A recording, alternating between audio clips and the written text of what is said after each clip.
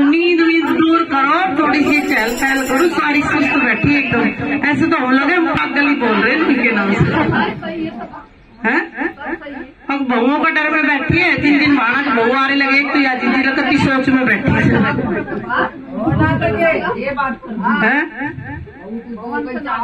भाई बहुआ का भी हो देख, ऐसी बात ना है भाई। देख 2 सहेली थी बहुत गहरी है, जैसे अब मैं और कहीं का तो नाम के लू, कोई ले लू कविता कोई नाम।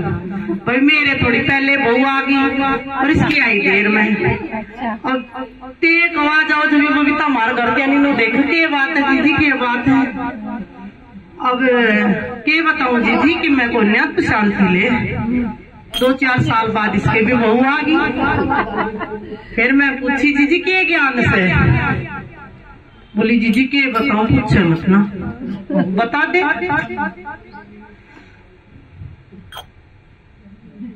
फिर वो कह फिर आई बात में तू रख दीदी, तू बोल फिर इसका गधा भी बबीता भी कुछ समझा अपनी बात में।